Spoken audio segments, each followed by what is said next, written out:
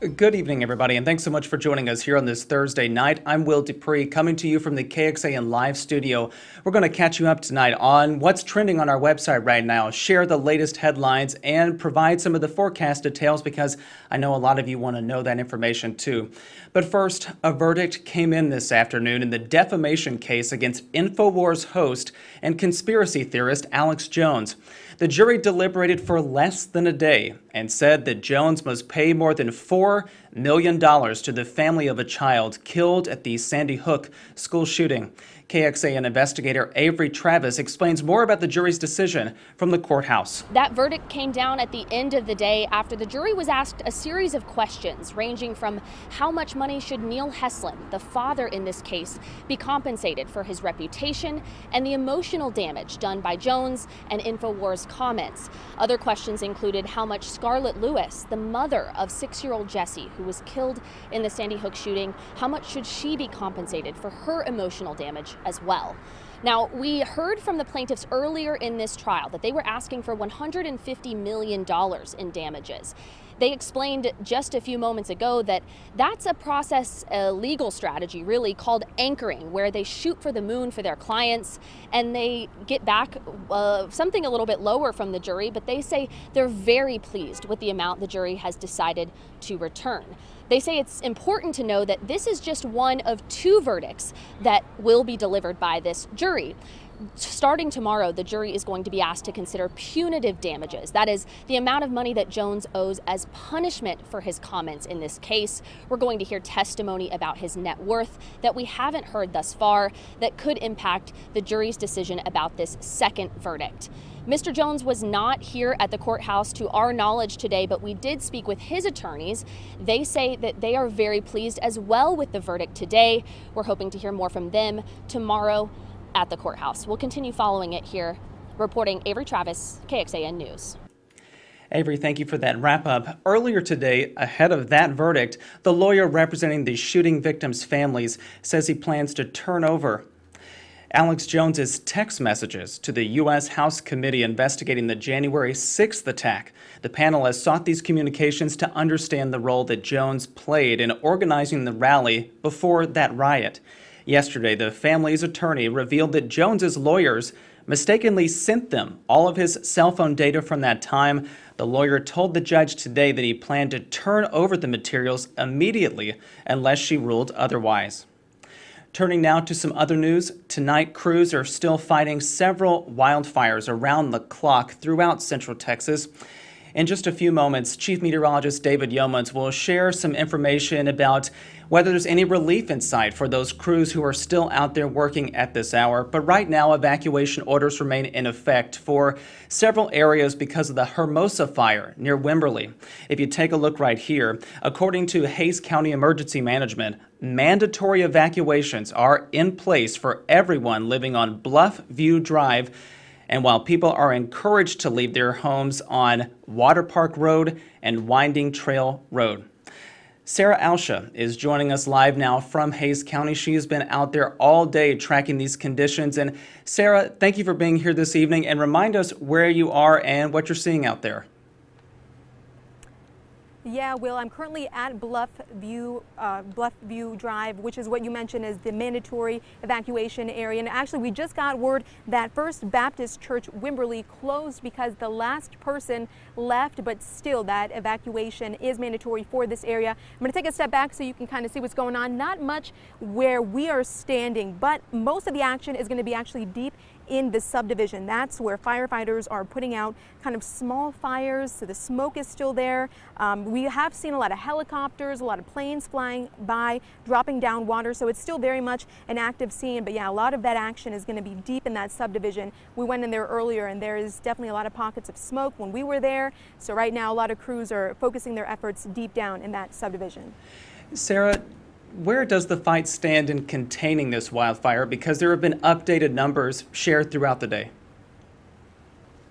Right now, we just got word it's 10% contained, and that's coming from the Texas A&M Forest Service. They said that it's going to be an ongoing fight throughout the night. They're not planning on stopping anytime soon, but they said they're going to continue their efforts with airdrops or using airplanes and helicopters to drop down water in this area. They did mention that, you know, to warn people to not fly their drones around this area, because once those drones are up, then they have to put those planes down, and they're just really trying to get water in this area. So they're going to continue those air drones and those air efforts, but they said that that's going to stop when it gets dark. But they did say that crews are going to go into the areas where they can't get bulldozers in, and they're going to be going in with picks and axes and shovels to create that containment line, because there's a lot of hills in this area, so it's hard to get any bulldozers here. So they're going to do it in a different way, but they're really trying to get that containment line kind of stronger throughout this night. So it's still very ongoing, but yeah, 10% contained at this moment. Much more work to do. Sarah, one last question for you. You've been out there all day, as I mentioned, but you've had a chance to talk to a lot of neighbors, some of them who are affected by these evacuation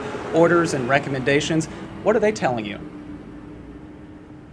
Yeah, a lot of them are saying they're just waiting for that word that it's safe to come back. A lot of them saying that they've never experienced anything like this. So yesterday was just really new for them. It was very frantic, trying to pack their bags, trying to decide what they need, what they don't need.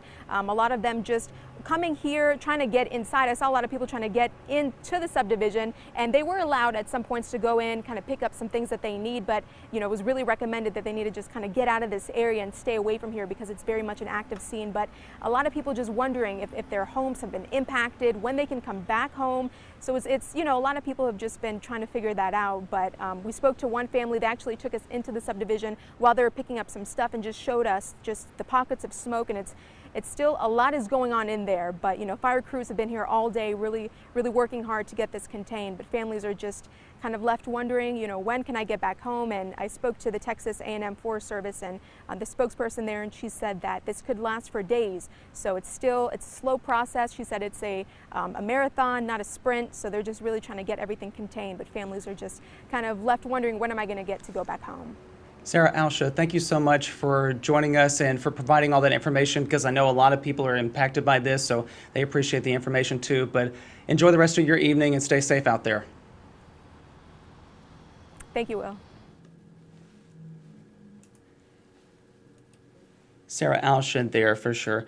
And we want to just share that conditions are ripe at this moment for wildfires to spark and then spread quickly, possibly burning out of control. We've seen a number of these instances just around Central Texas and throughout Austin in the last few days. So here's Chief Meteorologist David Yeomans, and he's going to share some information about whether there's anything in the forecast that might make the job a little bit easier for some of those crews. So let's take a listen. Some areas tying record highs this afternoon with temperatures well over 100 degrees, and we're still climbing the record books for how many triple-digit days we have had. Today, the 55th day in Austin, the 6th highest triple-digit day count so far this year. But more impressively is the heat wave that we've been in, stuck for several weeks. Today, the 20th day in a row of consecutive triple-digit days. As you see here, that's a tie with a streak in 2020 for the third longest heat wave in Austin recorded history.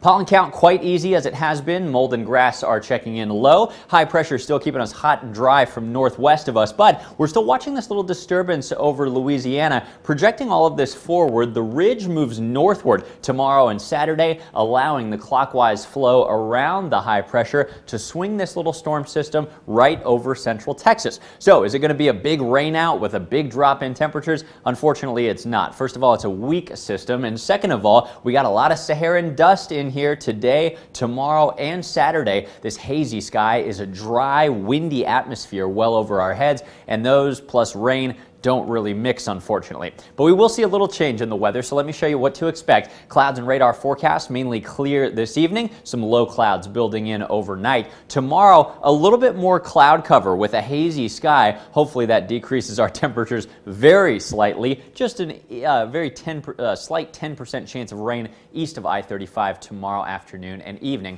probably won't rain where you live. On Saturday, though, this will be our higher chance of rain at 20%. A little bit more cloud cover as that disturbance swings in. We're calling for broken clouds and a few scattered showers possible, not only east of Austin, but pretty much anywhere in the area. Now, this is not going to be a big rain out. Most likely place for accumulating rain is out east on Highway 77. Hopefully some of us, though, see a little bit of wetting rain. We desperately need it. It's almost been 40 days without measurable rain in Austin. Look at this. Our temperatures will get cooler, but it doesn't mean it's going to be cool. Tomorrow, another day of scorching heat at 105, down by 5 degrees on Saturday, but it's still a question mark. Really close call whether or not we break this 100-degree streak. Unfortunately, I'm not officially projecting that we do. And after a few more clouds and a slight chance of rain Saturday, temperatures ramp back up heading into next week. We're still keeping an eye on the tropics as August typically brings a ramp up in hurricane activity. No formation expected for at least the next 5 days, but we will let you know just as soon as that changes right here. Tonight's forecast, unusually warm with increasing clouds, lows reaching 78 degrees. Tomorrow afternoon, really hot with an isolated shower east. Not terribly windy for firefighting efforts. 105 is your forecast high. Hazy skies from African dust continue Friday and Saturday. 20% chance of rain, the best we can do on Saturday afternoon. Then the heat drags on. If we don't break the consecutive triple digits on Saturday, we may be challenging the all-time record of 27 straight days at or above 100, set back in 2011.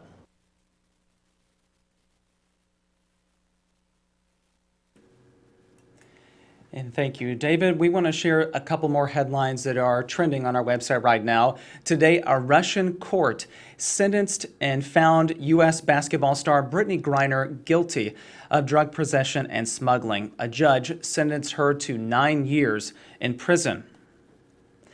In a final statement before that verdict was read, Griner apologized to her family and her team. She said she had no intent to break Russian law by bringing in vape cartridges containing cannabis oil when she flew to Moscow in February. That verdict, though, may pave the way for a prisoner swap between the U.S. and Russia, but still no deal has been reached. President Biden today said that Russia is wrongfully detaining her and called for her immediate release. He added in a statement, quote, "My administration will continue to work tirelessly and pursue every possible avenue to bring Brittany and another detainee, Paul Whelan, home safely as soon as possible." The Biden administration will declare the monkeypox outbreak here in the U.S. a public health emergency. Sources say this will free up federal money and other resources to fight the virus that's infected more than 6,600 Americans so far.